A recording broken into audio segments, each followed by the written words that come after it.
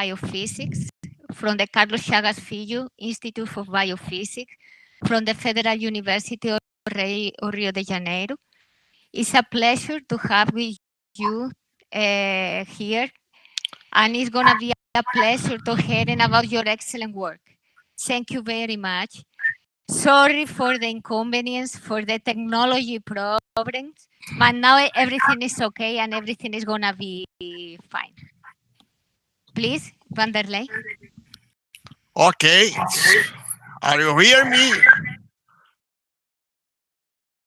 Here participating of this symposium. Mathieu got his PhD a few years ago. He's very young, and as you can see from the image, work on the regulation of gene expression during Plasmodium falciparum, erythrocytic asexual development, and sexual differentiation. He did this thesis at the Pitié-Salpêtrière Hospital in Paris. Then he did a postdoc at the Albert Einstein College of Medicine in New York, working in the lab of Camille Keen, a very well-known person in the area of Toxoplasma, doing work on the role of chromatin modification and remodeling in apicomplex regulation. Present, he is a lead of group at the Instituto Pasteur-Lille of Lille, France.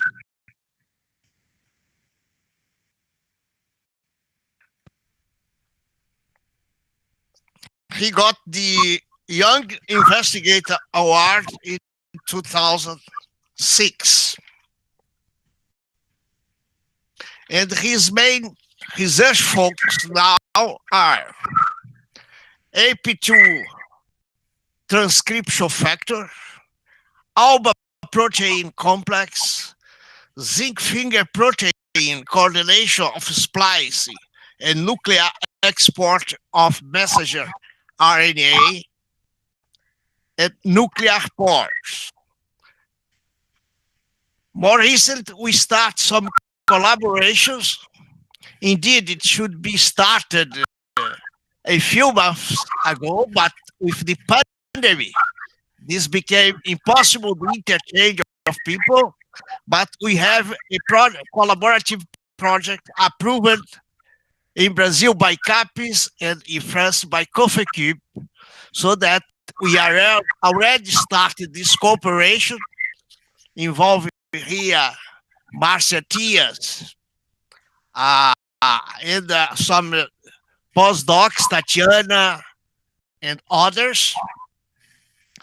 And we hope that this will begin in a more strong way as soon as the pandemic problem disappears. I don't think it will disappear.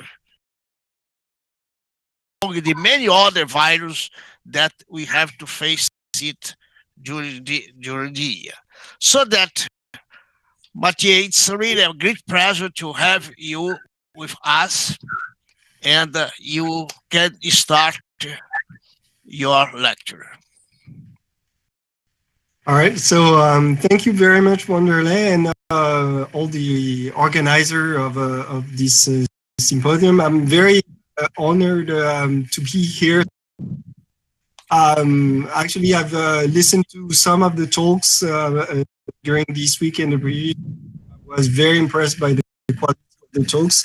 So I'm also humbled to be here with you guys.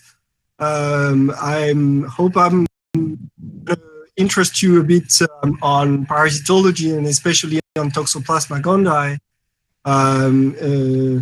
which is the subject of this talk. So I'm Mathieu Gissot. I work on apicomplex and parasite in the Pasteur Institute in Lille. And we have a team which is called Biology of Apicomplex and Parasites. And we work on both Toxoplasma and Plasmodium. But this will mainly focus on Toxoplasma gondii, and especially the contribution of transcription factors in the control of the Toxoplasma gondii cell cycle. I will start with a brief introduction on Toxoplasma gondii. As maybe all you know, it's an obligate intracellular parasite.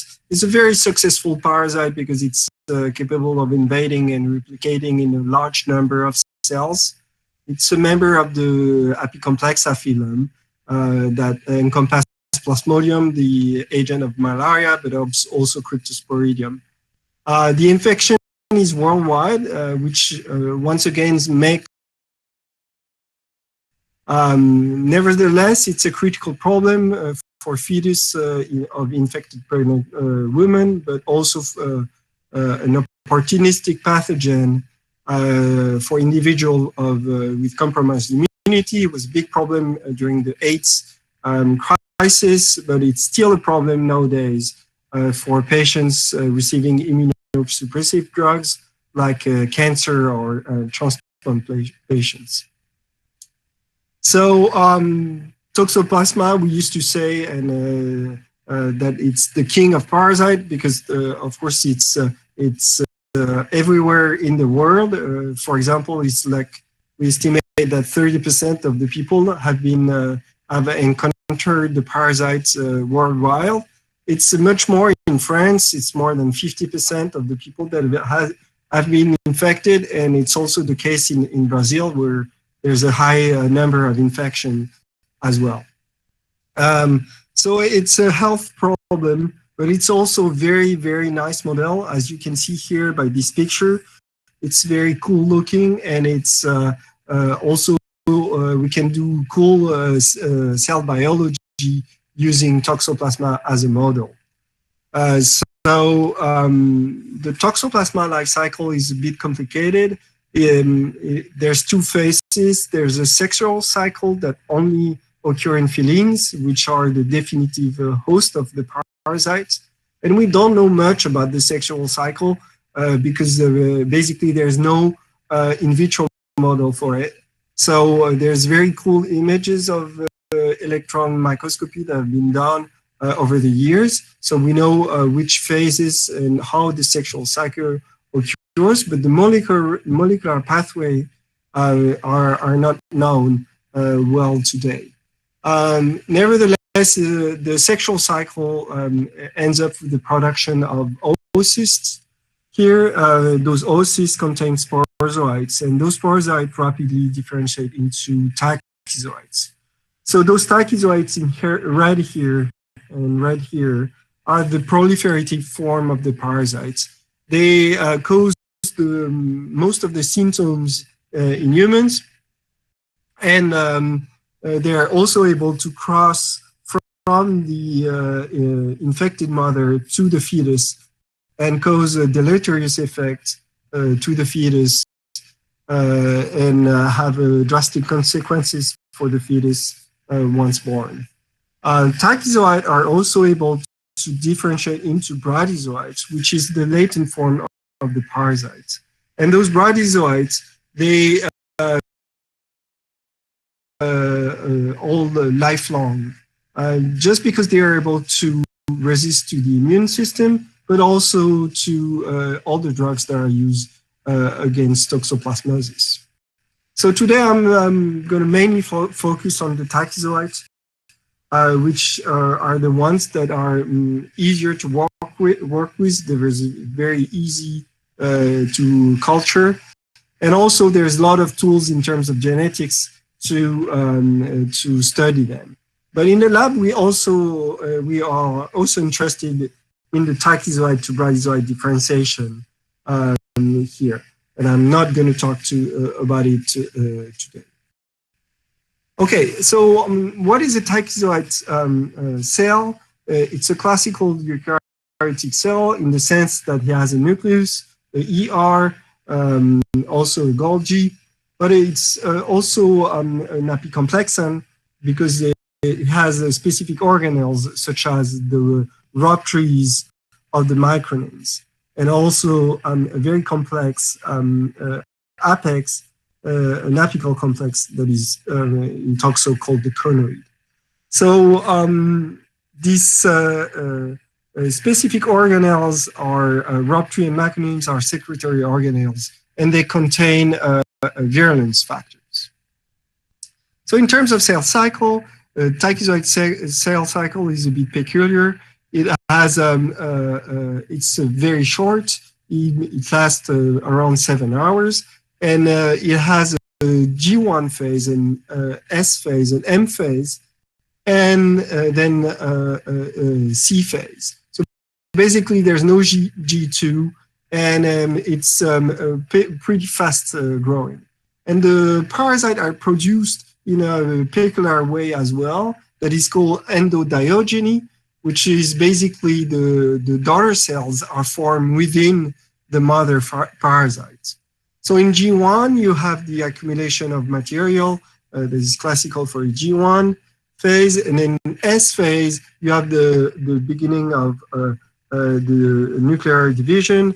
There's also organelles that are divided, and toward the end of the S phase, the parasites, the daughter parasite are budding here, as you can see here. And during the M phase, this is where the nucleus is divided, and also there's the formation de novo of ROP3 and micronyms here, and the parasite is formed, the daughter parasite are formed.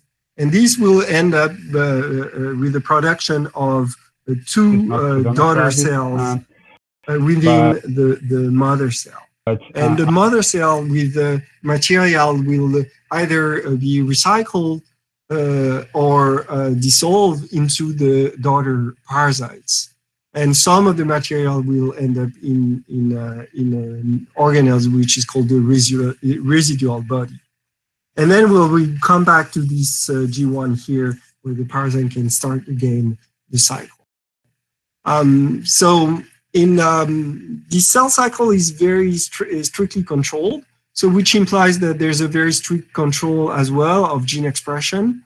And this was very nicely illustrated 10 years ago by Benke and colleagues, where they shown that there was two waves of transcription during the cell cycle. The first wave during the G1 phase, where there's the basal biosynthetic function and metabolisms that are produced. And then during the SM phase, the specific apicomplex produced processes are produced, such as the ROP3 and micronym transcripts that are produced just in time. So just in time, because of course, if you're going to produce de novo ROP3 and micronyms, you really need the transcript and the protein to be expressed just at the right time, so that the protein can be trafficked and packed into this newly formed organelle. So we were very interesting to know how this ROP3 and micronym gene expression, control of gene expression works. And so we were very interested about that question, see how those micronyms and ROP3 transcripts are produced just in time. 1 hour in the cell cycle, and this is highly controlled. So we looked at the genome and look if there, how does it work? Is there genes that can control gene expression? And of course, many us and many others have shown that there's in Toxoplasma there's a epigenetic control of gene expression, especially modification and remodeling of the chromatin. But there's also specific transcription factors like the AP2s and MIB-like transcription factors. Today I'm going to mainly focus on AP2s, and I'm going to tell you the stories about those the work that we've done on those particular parasites. So those AP2s were first, the AP2s were first described in the plant genomes based on the 60 amino acid domain that is known to bind DNA. In Toxo, there's a lot of AP2s. There's around 67 or 68. depending on the annotation. And those AP2s are expressed during the tachyzoid cell cycle. There's 24 that are cell cycle regulated, as you can see here. That was described by Benke and al. There's 27 that are expressed all the time. In tachyzoid, in bradyzoid, in sexual stages. There's 11 that seems to be preferentially expressed during in bradyzoid, and 6 that seems to be only expressed during the sexual cycle. So many of them have been studied and published. We participated to these works, and I've a list here that is not probably not the full list, but the main list that have been published so far. And most of them here in blue have been implicated in bradyzoid differentiation, in tachyzoid to bradyzoid differentiation. There's only a few of them that have been shown to work on tachyzoids. And mainly what have been shown recently is that it's actually not an AP2 transcription factor that is controlling the tachyzoid to bradyzoid transition. It's rather a MIB-like transcription factor that is called BFD1 that is actually the master regulator that will turn on the bradyzoid expression profile. And all those different transcription factors have a role downstream of BFD1. Okay, in red, we have like 3 transcription factors, 3 or 4. Some of them were just implicated in tachyzoid cell cycle just because they were associated to chromatin remodeler or chromatin modifiers. And only this one, AP211.5, was shown to be important for the expression of genes that were expressed during the SM phase. And that's actually the work that we've done in the lab. It's actually this guy here, Robert Walker, during his postdoc in the lab, that was able to show that AP211.5, which is one of the most conserved AP2 in terms of AP2 domains. You see this alignment between Toxoplasma, Neospora, and Plasmodium. There's a very high conservation of the sequence between these apicomplex and parasites. And so AP211.5, Robert were able to show that it binds to the promoters of virulence genes with the on the specific motif GC-AIGC motif. And strikingly, the Plasmodium homolog also binds to this particular motif. Also, it acts only in a very different way and in the sporozoite stage. Well, anyway, so AP211.5 was shown to bind to virulence genes promoters, and all those genes here you see the cell cycle expression of all those genes, and you see they're really cycle depending on the cell cycle. And if you have here a summary, and you see they peak during the SM phase, and they're down during the G phase and back up for the next SM phase. And this is the 100 genes that are picked by chance. And you see, if we took those genes, they're basically flat, which means that it's very specific from 11.5. So those are the genes that are controlled by 11.5, where you see 11.5 is sitting at the promoter of those genes. But there was a big problem that we cannot resolve, is the fact that AP211.5 is actually constitutively expressed. So it's expressed all the time. It's basically, the transcript is very flat, and we verified that when we did a knock-in of this MIG-tag protein, it's expressed exactly at the same level during all the phases of the cell cycle. So the question that we really ask is how a protein that is there only to regulate the genes that are specifically expressed during the SM phase, how come this protein is always there all the time and can only turn on SM gene? So we reason that Le Sage here that started to do immunoprecipitation, of AP211.5. And what we found rapidly is that consistently we were able to pull down another transcription factor, which is called AP210.5, in complex with AP211.5. And we were very, very excited to see that, because although AP211.5 has a constitutive cell cycle expression, AP210.5 is peaks during the SN phase. So what we did a knock-in of this specific protein, AP210.5, and we've shown that it peaks during the S phase and with a bit of expression during the M phase. And we verified by reverse IP that 10.5 was able to pull down 11.5 as well. So 10.5 is it's an excellent candidate for the regulation of 11.5, because it interacts with 11.5, is expressed during the SN phase, and it's a potential transcription factor. So in order to know a bit more about the biology of 11.5, what we did by the tetracycline. So basically, if you add the tetracycline, you turn off the expression, you turn off the promoter, and turn off the transcript expression. In Toxo, we used an analog of tetracycline that we call ATC, because ATC and also tetracycline is a bit toxic for the parasite, although ATC is much less toxic. So we get this parasite where we can have an inducible expression of 10.5.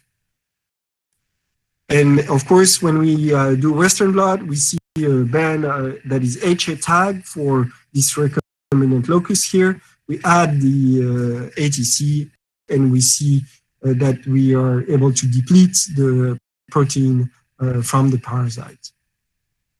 Okay, so that was very simple. We had a very simple model here with this recombinant parasite, but because we wanted to make sure that 10.5 was really important, what we did, we used this same parasite and complemented this strain with 10.5 being under the control of its own promoter, MIG-tagged this time, but we inserted this fragment of DNA in heterologous loci, the UPRT locus.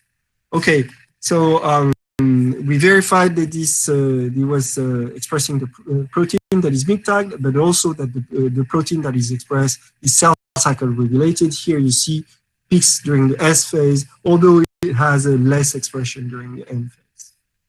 Anyway, we have those three parasites. You have the parental strain that express 10.5, the inducible knockdown that express 10.5 HA tag under the control of the tetracycline, and you have the inducible knockdown that is complemented that express the two copies of HA of 10.5, one HA tag, one MIG tag. Change, it still expresses 10.5. The inducible knockdown doesn't express 10.5 anymore, and the inducible knockdown complemented only express the 10.5 MIG tag that is under the control of its own promoter on heterologous loci. So we took those three parasites and did a bunch of assay. We did growth assay. There was no differences in vitro. There was a very slight difference in terms of invasion, but still statistically significant, which was the first hint that was something was going on, maybe with the MIG proteins, because MIG proteins are involved in invasion, but also some of the ROCK3 protein. And anyway, we went on and went in vivo in order to check for the virulence in vivo. And what we were very surprised to see that actually the mice that were injected with the inducible knockdown strain and that were treated with ATC, that were basically depleted of 10.5, where those parasites were basically avirulent. And the mice were able to survive, which is in strong contrast to the mice injected by the parent-child strain or the inducible knockdown complemented strain that basically died within 10 days. So we were very surprised, especially because we were injecting a lot of parasites. You see 10 to the 6 parasites, which is a strong amount, high amount of parasites. Of course, we verified that those particular here mice that recovered were infected in the first place. You see here in Western blot that their serum was responding to Toxoplasma proteins.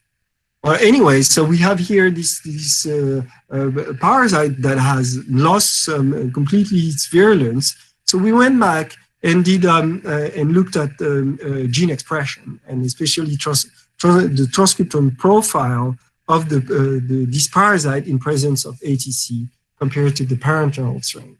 And what we've seen it was that there was a strong downregulation of transcript, and those transcripts, see, they were mainly transcripts that are peaking during the SM phase, and within those SM phase transcripts, there was a lot of ROB3, annotated ROB3 and micronym transcripts, and also hypothetical proteins. And within those hypothetical proteins, we've been able to show that they were actually, a lot of them were actually ROB3 proteins that were not annotated. So basically, AP2-10.5 seems to control the expression of a subset of micronyms and ROB3 proteins, which was verified by qPCR here for the ROB15 gene, ROB24 genes, and ROB37. We also use Western blot because we're lucky enough to have an antibody against ROB2, and we showed that the expression of ROB2 is basically disappearing in absence of 10.5. This phenotype is complemented when we, with the complemented strain here, you see the rare expression of ROB2. Okay, so now we have this 10.5 that mainly seems to be important for the regulation of virulence factors. ROB and MYC proteins has completely lost its virulence in vivo. The question that we ask is about mechanistics. So we know that 10.5 interacts with 11.5, but now we were wondering if the binding of 11.5 to DNA will be perturbed in absence of 10.5. So in other words, do you need to have the complex in order for 11.5, sorry, to bind to DNA? And so that's what we tested using chromatin immunoprecipitation. So chromatin immunoprecipitation is a way to show where a protein can bind to DNA. So which regions are targeted by a protein.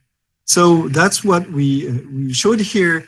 You have here a portion of the chromosome 4.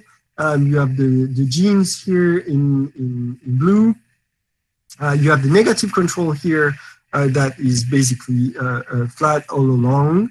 And you have here the cheap immunoprecipitation for 11.5. And you see here, this is boxed, that you see a peak of concentration of 11.5 at the promoter of this gene.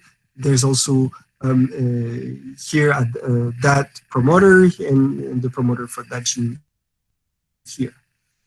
So a software can actually tell you this is a peak and this is a peak and there's no peak here, somewhere else. So we verified that if this binding here, for example, was perturbed in absence of 11.5. And especially this gene is not here by chance because it's ROB15. And ROB15, we've shown just before, I've shown you that is control, this expression is dependent on the presence of 10.5. So what happened if on the binding of 11.5 to this promoter, when we take out 10.5, but we see there's no more binding. And this is also 10.5. So you don't, if you deplete 10.5, 11.5 is not able to bind to the ROP15 promoter, and then the ROP15 transcript is not expressed. Then maybe you ask yourself now, but what about 10.5? Is 10.5 able to bind to DNA and where it is in the genome? So we tried really hard to show that 10.5 was binding to DNA, and this is the actual red line here and here, and we never been able to show that 10.5 directly binds to DNA. So maybe it's a technical problem, or maybe 10.5 is not a very strong binder, or maybe just 10.5 interacts with 11.5 and 11.5 is only the binder. Anyway, we've shown that for other genes like ROP24 here, you see very strong nice peaks that completely disappear in absence of 10.5. So we're very happy to see that for numbers of genes and numbers of ROP3 and micronized proteins genes, sorry. And we think that it was the first evidence of a cooperative binding of AP2 transcription factors. So basically, for a subset of gene, 11.5 needs the presence of 10.5 to bind to these particular promoters. This is not true for all the promoters where 11.5 binds. For example, you see here this gene and this particular other gene, in presence of, in absence of 10.5, there's no difference in terms of binding of 11.5.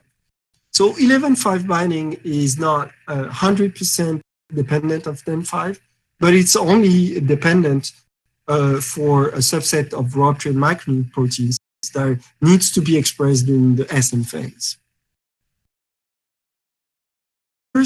And they're very important for the expression of those virulence factors.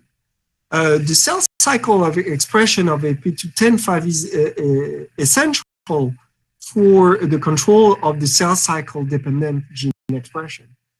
So if you mess up with the expression of 10.5, basically you lose the binding of 11.5 on the promoter of ROP15, for example.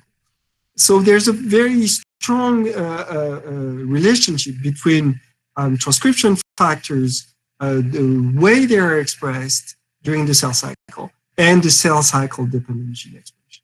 And that's based on that, we looked at other phases of the life cycle, of the cell cycle, sorry. And we've seen that 11.5 and 10.5 only answer partially a bit of the question of the ROP3 and micron expression at that stage. But then what about the other stages, other phases of the cell cycle? So, of course, we looked at the other AP2s that are cell cycle regulated, but most of them, a larger amount of them, are not actually important for the tachyzoid cell cycle expression. But some of those AP2s have been knocked out and are important for the transition from tachyzoid to bryozoids. Nevertheless, there was one transcription factor that is called AP2-95. That is cell cycle, its expression is cell cycle dependent, and it really peaks during the S phase, as you can see on the graph here. If I can, get the pointer here. It peaks there in the early S phase, during the S phase. So this is where I should say two things. First, I'm sorry about the names. This is going to be very confusing. The names of those AP2s were named by other people when the genome were annotated. And we were lucky enough, I don't know, we had the luck of working on genes that had very close name. So we work on AP2.11.5, AP2.10.5, and now I'm going to talk about AP2.9.5. So I'm very sorry about that, but try to remember that now I'm talking about 9.5, which is different from 11.5 and 10.5. And probably if you hear like me before, I was sometimes I'm a bit confused and I say 11.5 but instead of 9.5. So okay, that was done by a very talented PhD student, Sarah Khalifa, and so what Sarah did is she did a knock-in of AP2.9.5 in order to verify if the protein expression was matching up the transcript expression. And what we've seen is that 9.5 is expressed at the G1S boundary, really late G1, beginning of S, and during the S phase here. So the G1S boundary is very characterized by those two dots of centrin here. The centriole are just divided.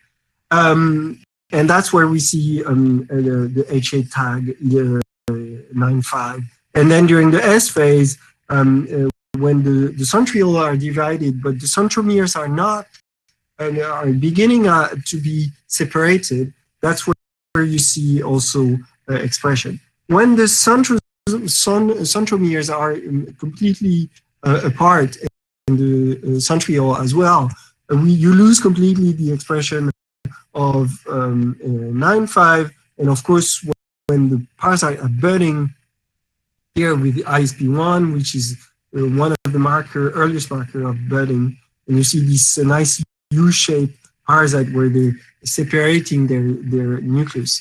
There's no more expression of 9.5. So basically 9.5 is really expressed during a very short time frame during the S phase of the part. So in order to know if he had a biological role and which biological role it had during the cell cycle of the tachyzoid, we were very lucky. At the time we started this particular project, is based on the inducible degradation of proteins when we add a plant hormone, auxin, to the media.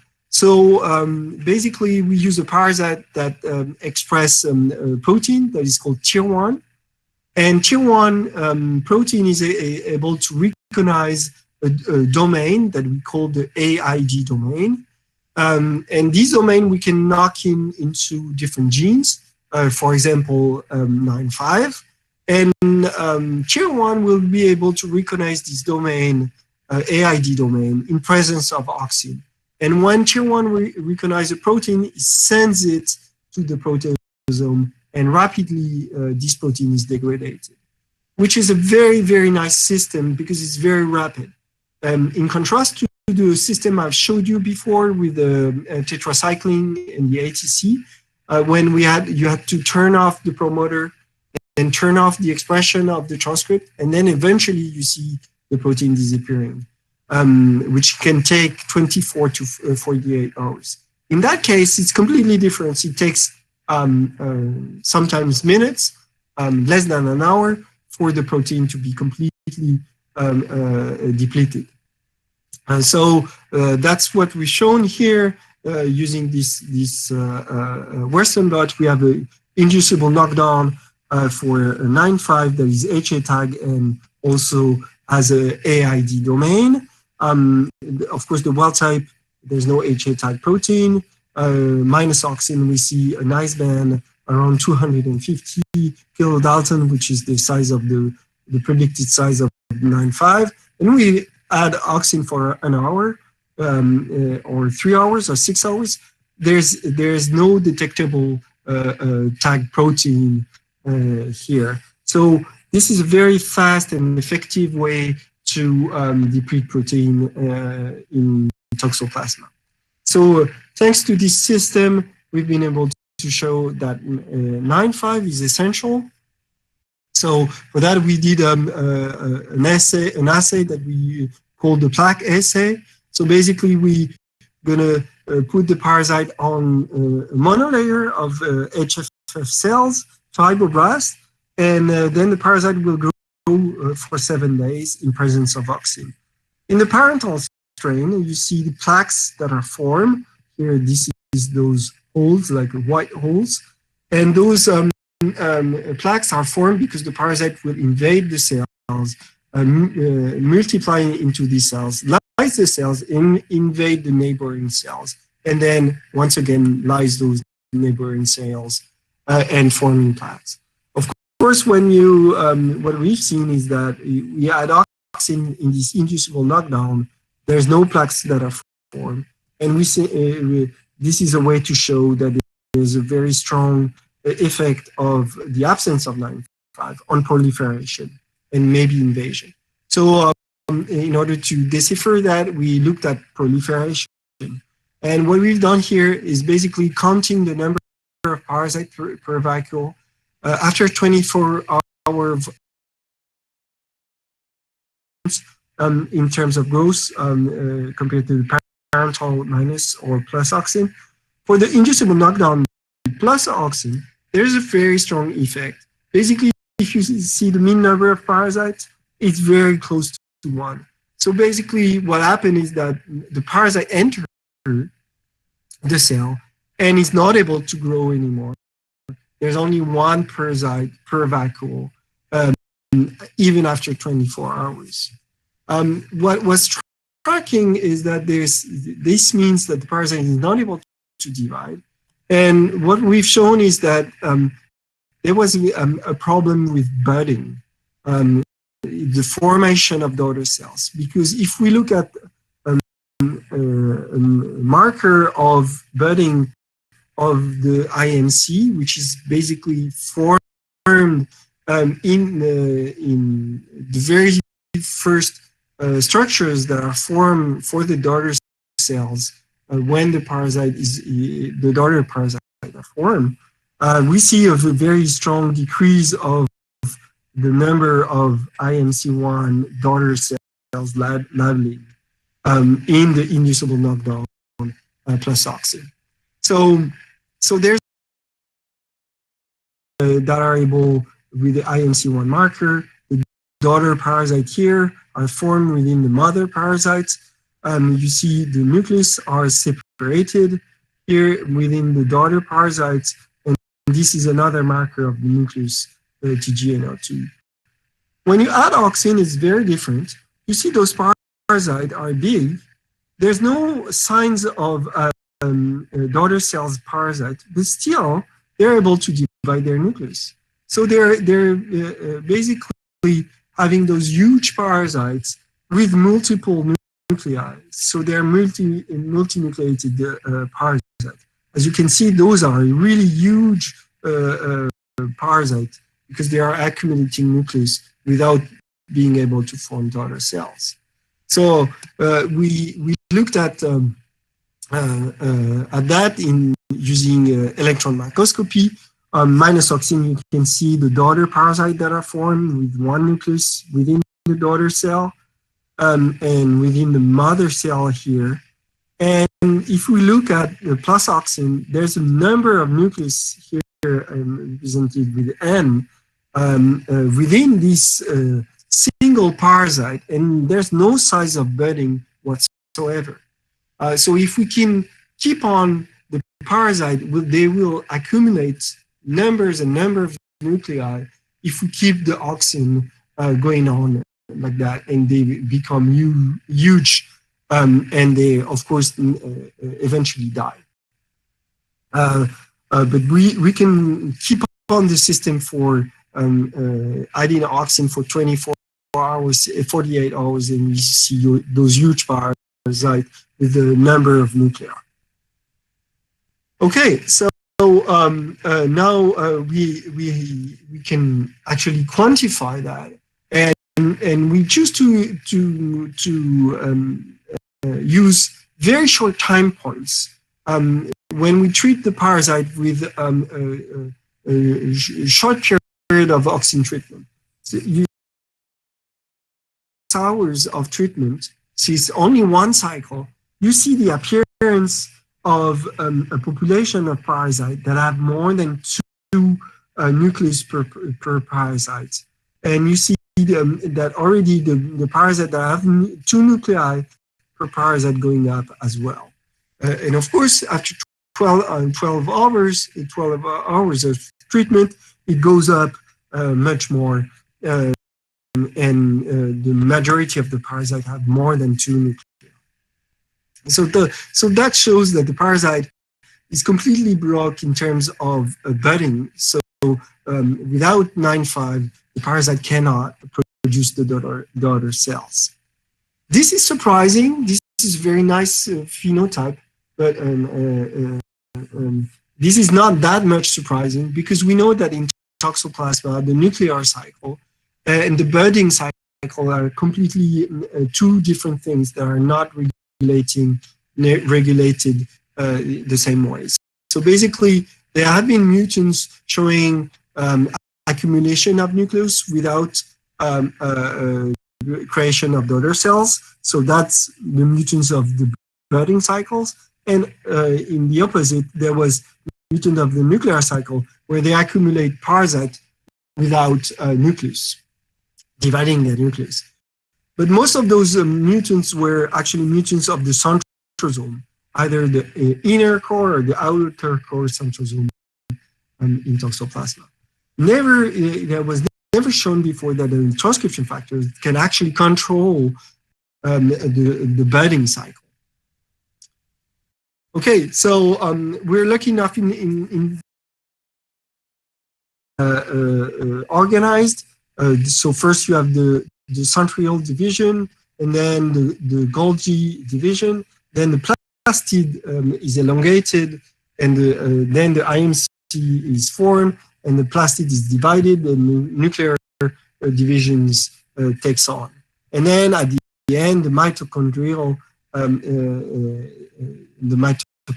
is inserted. Okay, so we looked at those different phenotypes in order to see with our mutants at which step of the cell cycle they were arrested. And so we looked at the markers of the centriole and the centromeres, centrosome and centromeres. And we've seen that basically there was not much difference in terms of centrioles and centromeres. So there was, when there was one nucleus, there was one centrosome and one centromere, which is classical for Toxoplasma. This is quantified here, even though it's statistically significant. The average is around 1, which means it's affected, but not strongly affected. So the parasites are able to divide their centriole, which is very surprising because usually the mutants that are affected in terms of budding, they are also affected in terms of centriole. They can be affected in terms of centriole division. So here, here's it's not a problem of centriole division. So now we looked at the other stages with Golgi, and looking at Golgi, it seems to be not really affected. Sorry. So you see there was 2 Golgi minus auxin, 2 nucleus. Here there's 3 nucleus, 3 Golgis. So it doesn't seem to be affected. But the plastid here is very strongly affected. You see there's only 1 plastid here and here, and there's multiple nucleus. We can, of course, quantify that. The Golgi nucleus ratio doesn't change, plus and minus auxin. But if we add auxin to the inducible knockdown, 9,5, we have a strong decrease of the ratio, which shows that basically there's no division of the plastid. And as you can see, the plastid is a kind of funny shape, and this funny shape is basically because it's elongated, as you can see here. And most of those plastid in the inducible knockdown plus auxin are elongated. So it's basically really stopped just after Golgi division, after plastid elongation, but before IMC formation, which is a very, very short time frame, less than an hour. So 9.5 has a very, very important role just at that time, during this time frame. So in order to know a bit more about the genes that were controlled by 9.5, we did RNA-seq, and we've seen a bunch of genes that were downregulated. Here in blue, more than 600 genes after treatment of auxin for a short period of time, only 6 hours. So once again, extent. If we look at the downregulated genes and we look at their cell cycle expression, you see those downregulated genes, they normally peak during the late S phase and the M phase, right when the budding is occurring. So AP295 seems to be very important for the activation of genes that needs to be expressed during the SM boundary. We looked at those genes, and we were very lucky to have to see the data that have been released by the Waller lab, where they did they could predict the localization of proteins based on a proteomic approach that is called hyperlopit. And this data is available on Toxoplasma. So we looked at our genes that are downregulated in those transcripts, and we look where those proteins will be located. And we were very excited when we saw that most of those genes were actually predicted to be at the IMC or the apical complex. It's actually very striking because those genes here that are downregulated in absence of 9.5, they represent 64% of the IMC proteome and more than 70% of the apical complex proteome. So basically 9.5 is very important for the production of the IMC and the apical complex. There was also here, you can see proteins that are targeted to the nucleus and to chromatin. And this was actually not surprising because we've seen into the downregulated genes, but we also wanted to have a look to the upregulated genes. And we were surprised when we looked at their cell cycle expression. They were actually all over the place. So the genes that seems to be maybe repressed by 9.5, they don't have really a link in terms of cell cycle. So then we looked at their expression during the life cycle. And there's a ToxoDB database where we can look at the sexual stages. Also, there's data for tachyzoid and tissue cyst. And this is what is represented here. You see all the ES1 to ES5. This is the sexual cycle. And we have a point for tachyzoid and then for tissue cyst. And what we found is that a lot of the genes that were upregulated in absence of 9.5 were actually genes that are normally expressed at the late stage of sexual cycle or at the very early stage of sexual cycle. Some of them are tachyzoid specific, and a bunch of them, also a subset of them, are specific from the bradyzoids. So basically 9.5 is somehow without 9.5, when you take out 9.5, you overexpress genes that should not be expressed during the tachyzoid cell cycle. But you also overexpress genes that are normally expressed during the tachyzoid cell cycle, and among those genes, you see 9.5 itself. So you have to keep in mind that we deplete the protein expression, but the transcription expression stays the same. So basically, plus and minus ATC should be the same. But here, plus and minus auxin, sorry, it should be the same. But plus auxin, in absence of the protein 9,5, the transcript 9,5 is overexpressed. So this is really striking, and we'll come back to that later on. So all that is based on RNA-seq, so that means that it's indirect evidence of control. So we've done chromatin mineral precipitation as in the same way as we've done that for 11.5. And what we've shown is that AP295, oh, there's a mistake, it's not 11.5, 9.5. 9.5 directly binds to IMC promoters, like for IMC4, IMC1. It also binds to GAMP3, IMC29, which means that 9.5 not only regulate the expression of the genes, but directly regulates the expression of the genes. So 9.5 sits on the promoter, and without 9.5 sitting on this promoter, the expression of those genes is downregulated. It's also sitting on the promoter of other genes like AP2 genes. You see here it's AP2 12.2 that is directly controlled. The expression is directly controlled by AP2 9.5.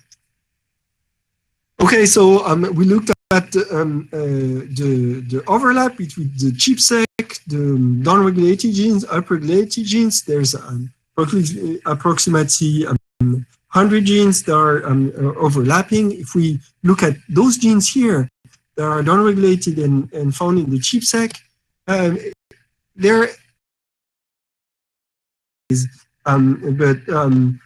so we think that what happened is that 9.5 is a direct activator of genes that needs to be expressed during the S phase, rather late S phase, but still S phase.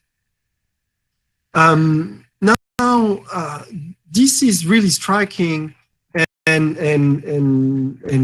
you see that there's still other genes that we've seen that were downregulated, and they were expressed downstream of this S phase. So we were interested to see whether 9.5, as I've shown just before, can control the expression of other transcription factors, and if those other transcription factors can in turn control the expression of other genes. So for that, we looked at the transcription factors, the AP2s that were downregulated here in green, and the ones that are underlined are directly controlled by 9.5. So 9.5 sits on their promoters and is controlling their expression. And what's very striking is that those genes are actually peaking later on during the S and M phase here. So they're peaking, their expression is peaking just after the expression of 9.5.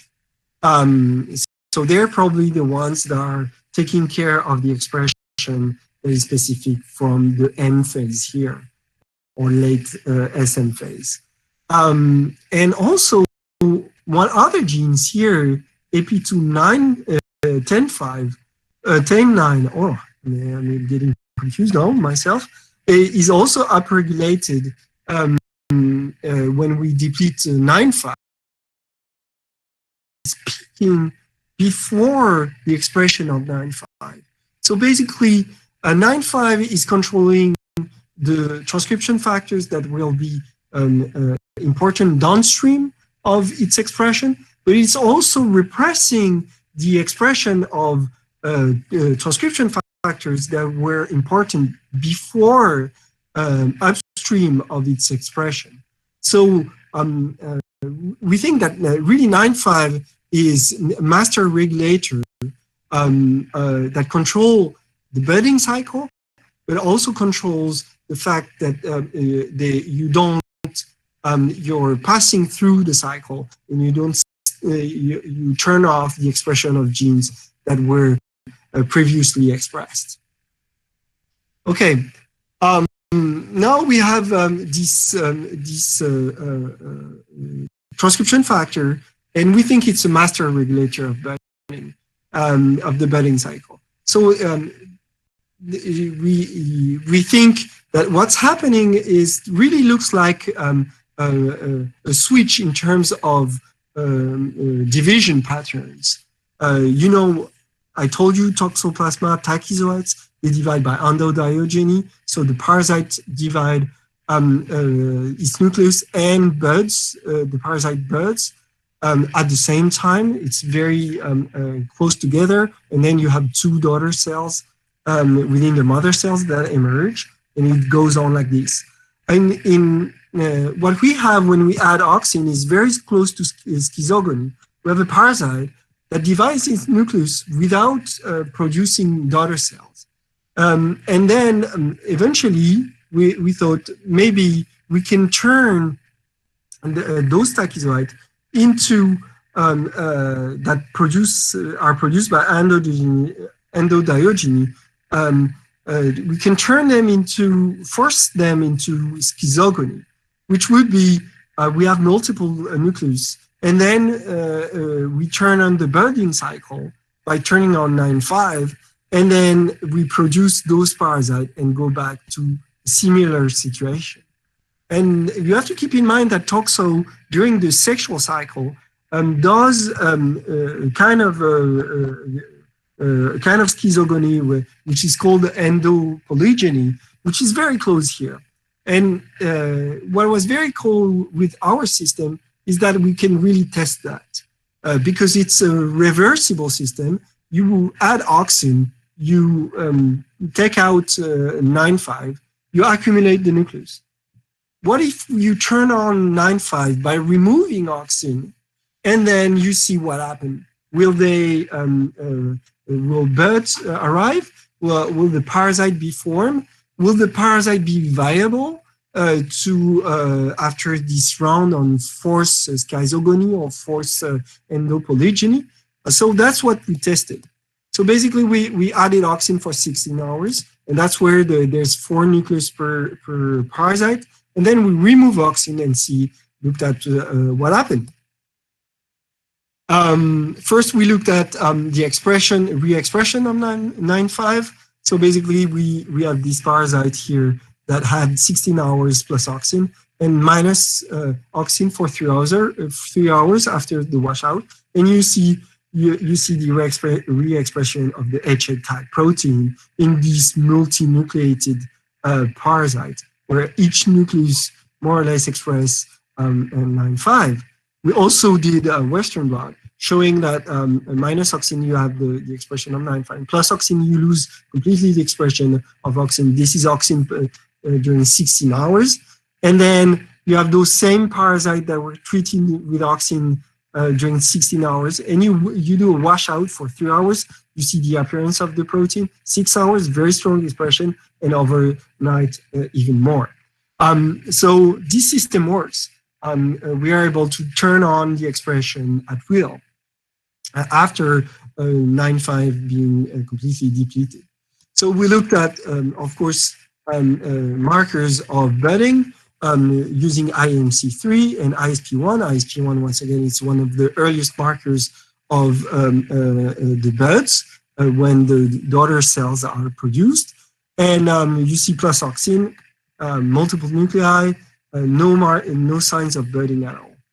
But we remove auxin for 4 hours. You see the ISP1 going up. The buds are coming in within these multinucleated parasites here and here. And this really looks like what would be a schizont in Plasmodium or toward the end of schizogony. This is, of course, we can quantify that. We can quantify the percentage of positive budding after re-expression of 9-5, after 3 hours, 6 hours of overnight. So the more we we increase the time of washout, the more you have porosity budding. And of course, we reverse the phenotype of having multiple nucleated parasites here, down here, where we go back to the normal situation when we have one parasite and with one nucleus, and the parasite that were multinucleated are getting down. It's very clear after 6 hours and 12 and overnight as well. Okay, so this is really cool. This is basically showing what we wanted to show by IFA, but we wanted to go a bit further ahead and try to show that using video microscopy. So for that, we use an IMC3 marker, which is an IMC marker that will mark the buds, the daughter buds. And we use this IMC marker that it was anterior type. And we used more or less the same protocol, except that, as you can see here, we left the parasite grow without auxin for a bit, and then treated them with auxin overnight, and then wash out for 3 hours, and then we took pictures. So that's why here you see those parasites here, you see 4 parasites within one vacuole because we let them grow before adding auxin. We add auxin, they are big, they are multinucleated, and then we remove our auxin and let's see what's happening. So we're going to see here the start here of the budding. You see multiple buds within the cells, and some buds appearing here. And if we let it go like this, the buds will grow and they will basically emerge as the parasite emerge from the daughter cells. So even if we replay that again and see, so there's a budding here, budding going on here as well, and then the parasites are basically emerging from the mother cell here, and you see those parasites that can go on and be go on with the cell cycle again. So we've been able to show here in live that those parasites are able to go through a cycle of endopolygyny or schizogony, even though they are tachyzoids. So this is really linked to the expression of 9.5.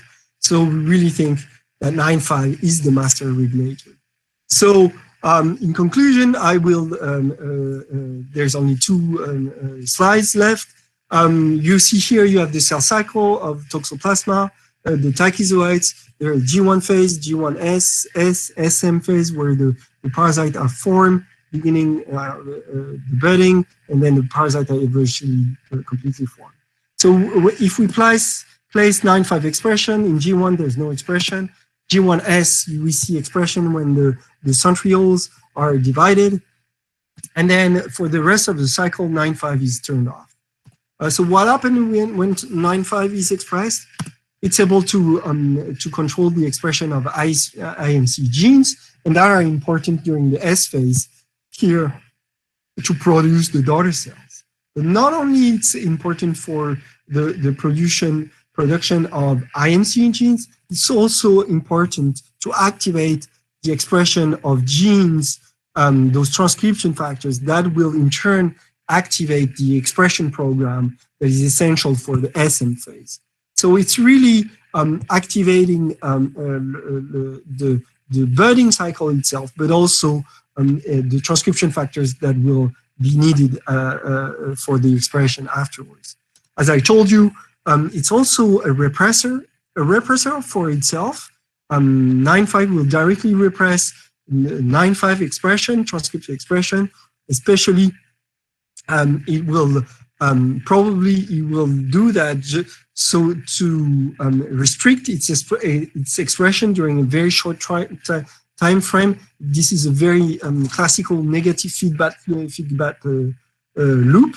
It's also negatively control the expression of 10.5, which is a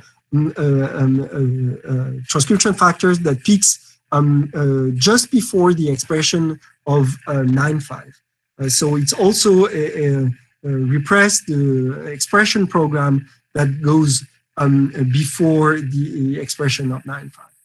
And finally, what I want to emphasize is that 9.5 is not only controlling the cell cycle and this point of the cell cycle, is also controlling part of the life cycle, specific expression. As I showed you before with the upregulated genes, we've seen that 9.5 is controlling the expression of 4.4, and 4.4 is a known repressor of differentiation.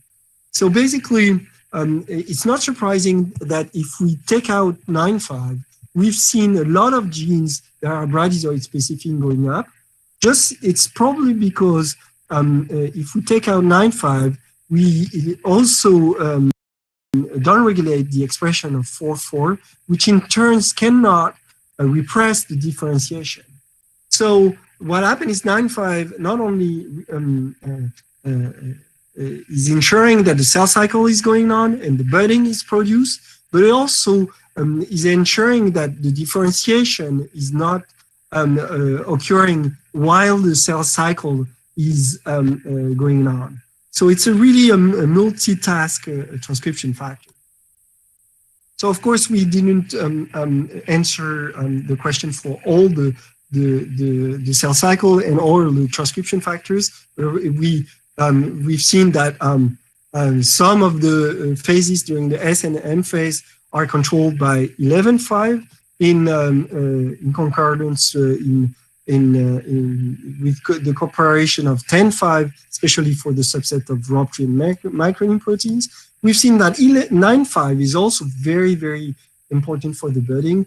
And what we're working on now is the relationship between 9.5 and 11.5, because we've seen there's a lot of overlap between 9.5 and 11.5 in terms of binding, which promoters are bound. All right, I'm going to stop here. I'm sorry, I was a bit long. This work was done mainly by Sarah, Robert, and Kevin. I'd like to thank them very much for their work, and other members of the lab, especially Thomas and Ludovic. Also collaborators that are very important for me, providing regions and discussion. Yes, so that's it. I'm going to stop here and wait for your questions. Thank you very much, Professor Gissot. We have some questions from our audience, and I'm going to post them to you, okay?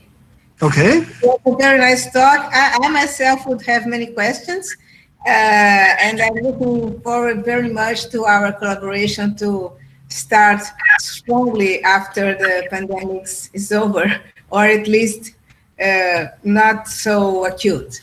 Okay.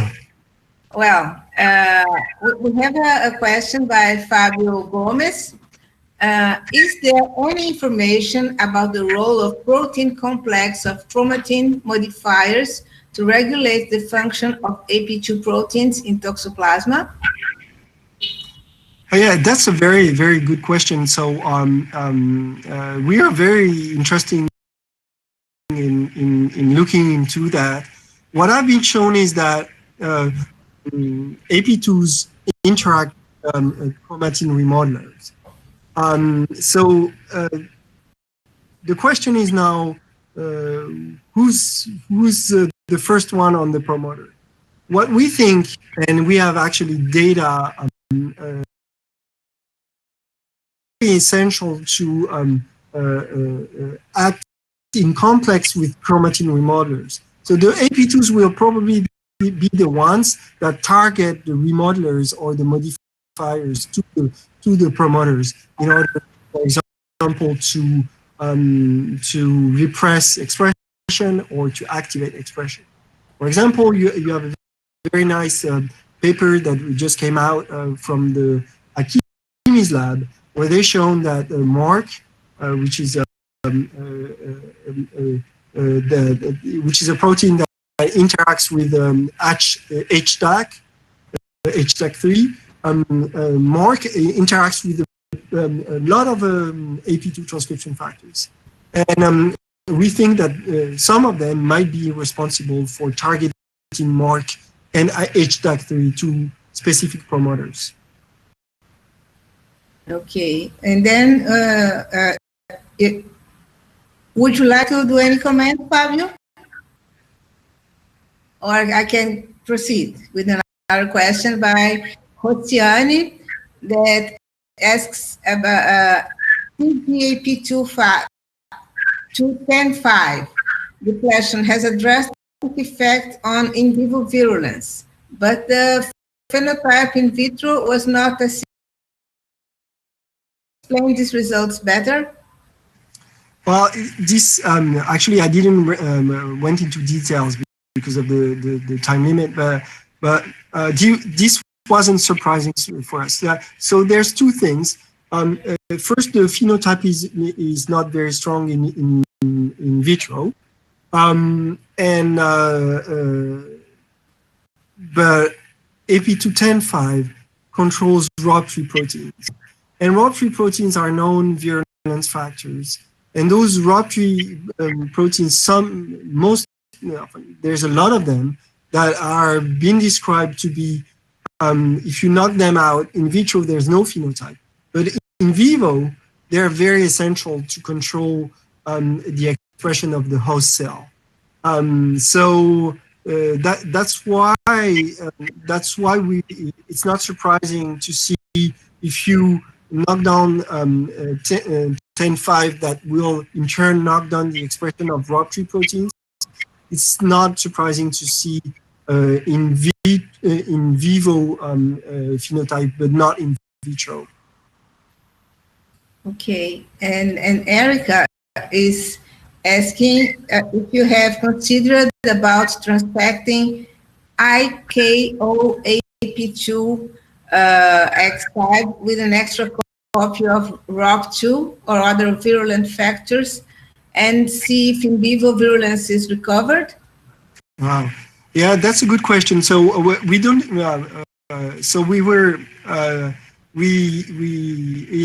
It's a good suggestion, but we were actually technically limited because the numbers of markers that we can use. So if we want to control that with a complemented strain, it would have been very difficult. But honestly, I think that it's much more of a multifactorial effect rather than just one ROB3. There's hundreds of genes that are downregulated, and I think it's just the fact that there's multiple ROB3 and multiple proteins that are downregulated. That's why we see this phenotype rather than just one or two specific proteins. Okay. And Vanderlei asked what happens with the multinucleated tachyzoide.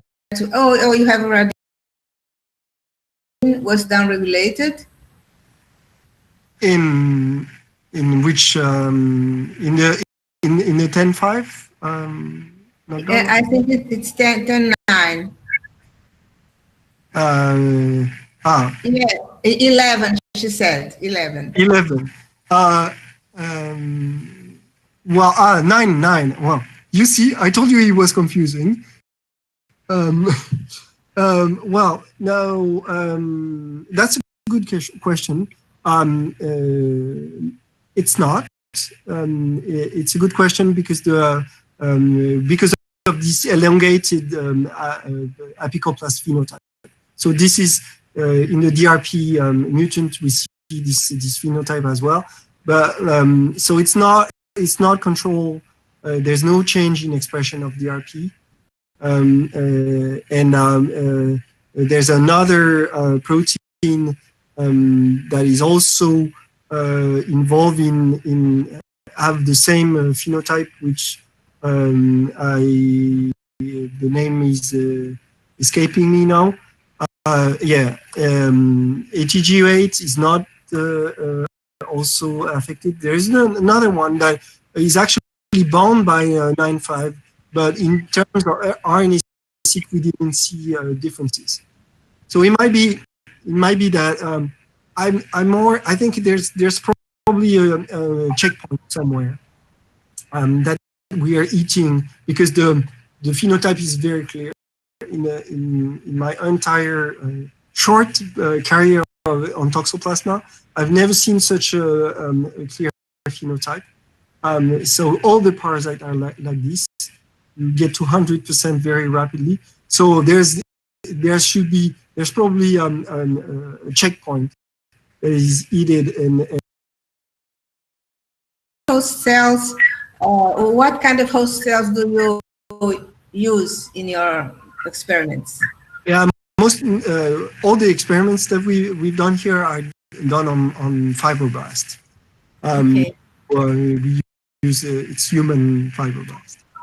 Okay, and I myself, a question came to me because we are always very much concerned about the building of the daughter cells, and we know that until the end, the mother cell keeps the apical complex and the inner membrane. And where do they go?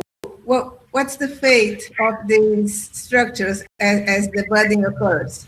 Right. Yeah. Well, in our case, we didn't look into details when we switched from endodiogeny to endopolygyny. But in endodiogeny, it's described that it's recycled. The plasma membrane is recycled. The IMC, some of it is also recycled, I think, and the rest goes down to the residual body, and it's not lost because recently it has been shown that the residual body is very active. With the material is recycled as well within the parasite. So yeah, but it's very quick because the mother cell will keep those structures very late. Yeah, very late. Yeah. I think it's very fascinating moment in the cell cycle. This is very nice to see. I would be very curious to see how the mother cell react when we have those schizogony-like parasite, like force. Yes. What's happening when looking at the videos, it looks like they're bursting out of the. Very, very nice as well. Well, your conference has been very stimulating to all of us, especially for me. And I thank you for your time and your dedication to build it. And I'm passing to Dr. Vanderlei for the final, to finish the session. And thank you again. And I hope we will we'll meet in person. Right. Not Soon. very long from now. Thank you. Thank you very much. Vanderlei.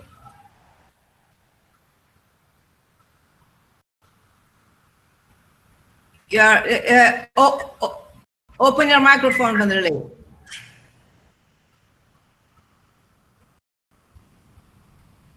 Okay, all right. Well, thank you again for this wonderful lecture. I think you are really doing a very important work on the regulation of the cell cycle in Toxoplasma gondii.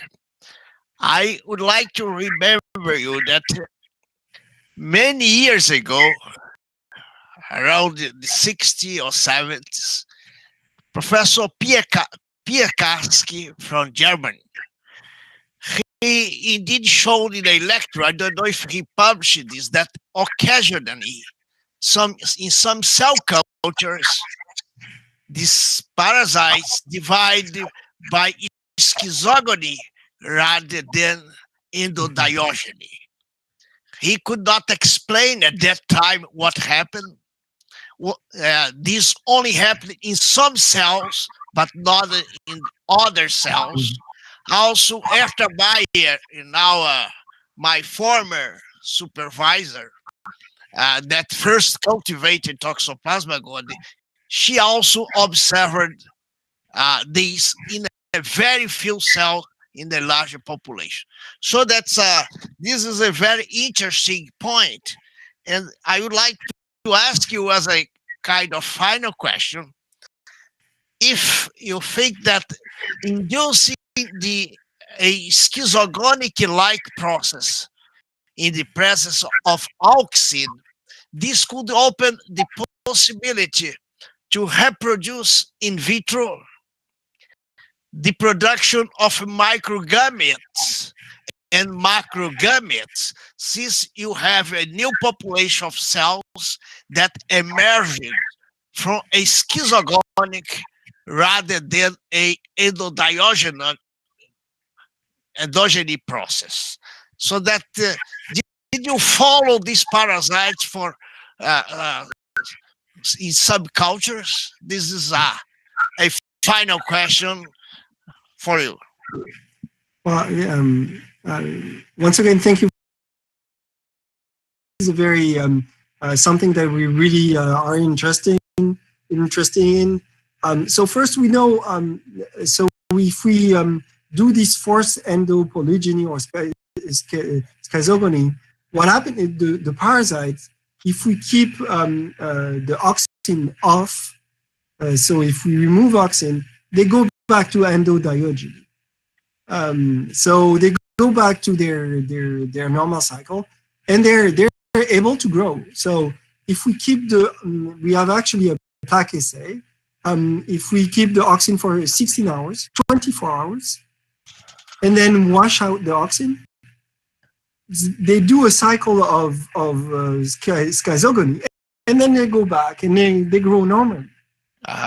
Well, but maybe, Mathieu, if you put this oleic acid, remember the recent work by the people, where they reproduce in vitro under certain so the conditions. Combination of the two, the combination of oleic acid plus mutant, maybe we can reproduce that. The only thing is our mutant is in the RH background. I'm not sure it would be that easy to do, but that it's worth trying. Just add the oleic acid and see. Okay, thank you very much again for this lecture, and let's keep in contact to see that if in a few months we can start effectively our cooperation by the exchange of people from both sides. Okay, thank you again. Thank you. Bye-bye. Bye. Thank you, everyone. Bye-bye.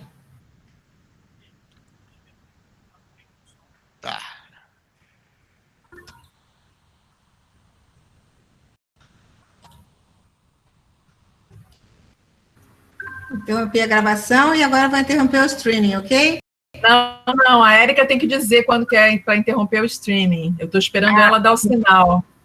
Eu interrompi a gravação.